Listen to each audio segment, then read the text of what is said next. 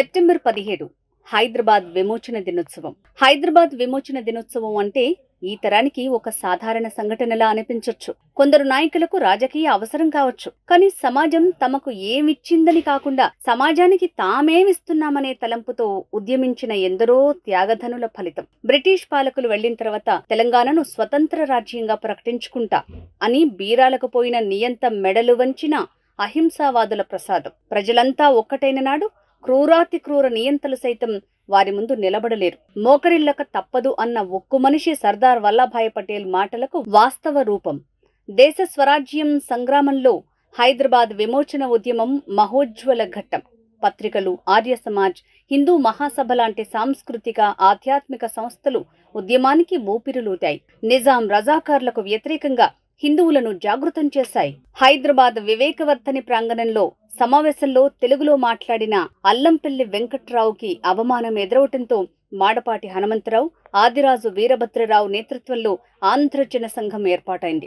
మాడపాటి, ఆదిరాజు, బూర్గుల రామకృష్ణారావు, ముగ్ధుం మొహియుద్దీన్, అరిగి రామస్వామి, రావి నారాయణ రెడ్డి, మందుముల నరసింగరావు తదితరులు నిజాం నిరంకుశత్వంపై పోరాడుతూనే తెలుగు భాషా సంస్కృతుల పరిరక్షణకు పాటుపడ్డారు. సత్యాగ్రహ ఉద్యమాలకు సావర్కర్ మద్దతు ప్రకటిస్తూ జనవరి 14, 1939న హిందువుల డిమాండ్లను అంగీకరించకపోతే ఉద్యమం తప్పదని నిజాంను, అతని ప్రధానిని హెచ్చరించారు. ఎందరో నేతలు, నారీమణుల పోరాటం, అమరుల త్యాగాలకు నిజాం 7వ నవాబ్ మీర్ ఉస్మాన్ అలీఖాన్ దిగివచ్చి వల్లభాయ్ పటేల్ సమక్షంలో సెప్టెంబర్ 17, 1948న మోకరిల్లాడు. ప్రజాహితమే నాటి పోరాట యోధులకు సమ్మతం.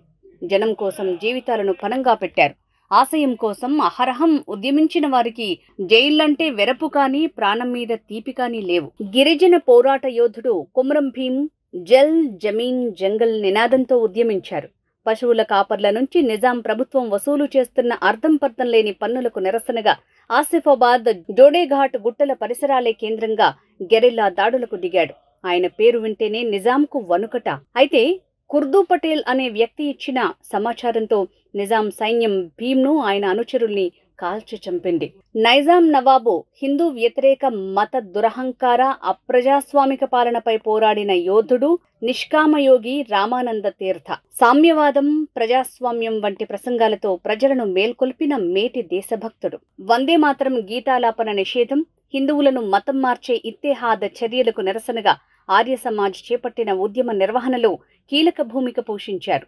గాంధీ వారింపులను లక్ష్యపెట్టక నైజాం సరిహద్దులకు ఆవల సాయుధ స్థావరాలు ఏర్పాటు చేసి నైజాం పోలీసులపైన, రజాకార్లపైన దాడులు చేయించారు.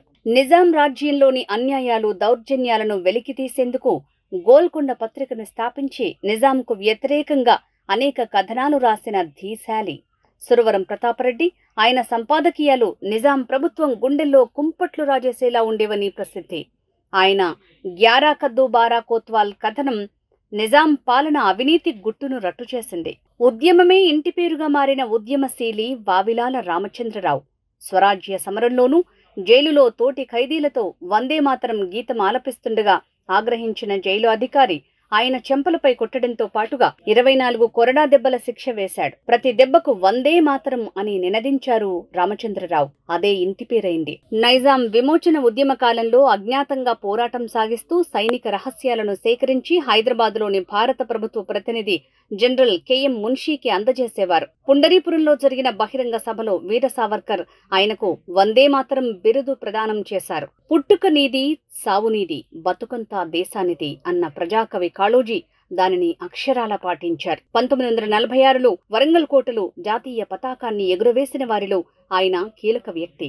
హింసను ప్రతిఘటించే వారిని నరసింహులుగా అభివర్ణించారు. నవయుగంబున నాజీ వృత్తుల నగ్న నృత్యం బింకెన్నాళ్లు, పోలీసు అండను దౌర్జన్య శక్తుల పోషణ పొందేదెన్నాళ్లు అంటూ నిజాంకు వ్యతిరేకంగా కవితలల్లి కరపత్రాలు పంచుతూ జైలు పాలయ్యారు.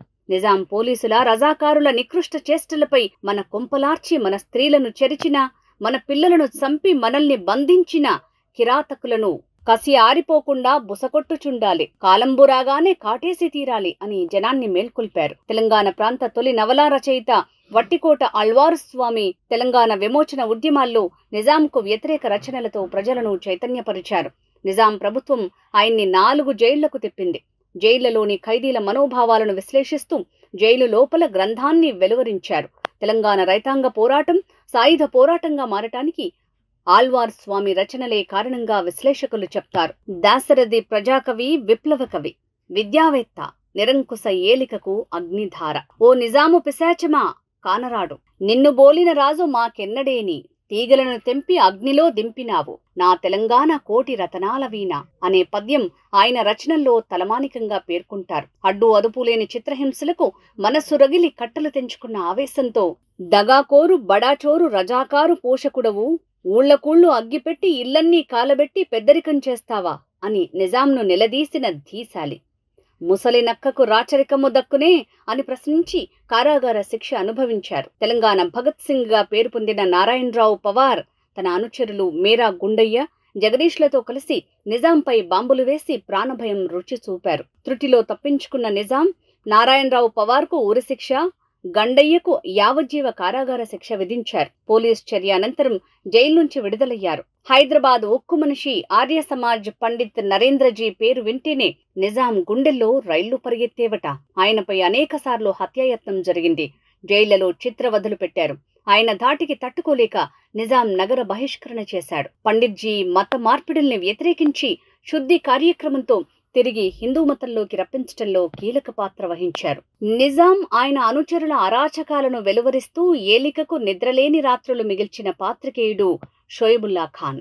నిజాం రాజ్యాన్ని భారత యూనియన్లో విలీనం చేయాలంటూ 7 ముస్లిం పెద్దలు తయారు చేసిన వినతిని షోయబుల్లా తన పత్రిక ఇమ్రూజ్లో ప్రచురించినందుకు రజాకార్లు హైదరాబాద్ కాచిగూడ కూడలిలో ఆగస్టు 9, 1948న కుడి చేతిని నరకెయ్యగా ఆ మరునాడు ఆయన కన్నుమూశారు.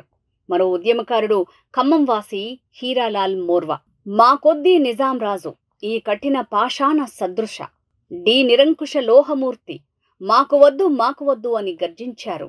బండెనక బండిగట్టి 16 బండ్లుగట్టి ఏ బండ్లే ఓతవు కొడుకో నిజాం సర్కరోడా అంటూ బండి యాదగిరి నిగదీత గీతం నాడు తిరగబడిన తెలంగాణ నోట నానింది. సామాన్యుడి నోట తూటాలా పేలింది.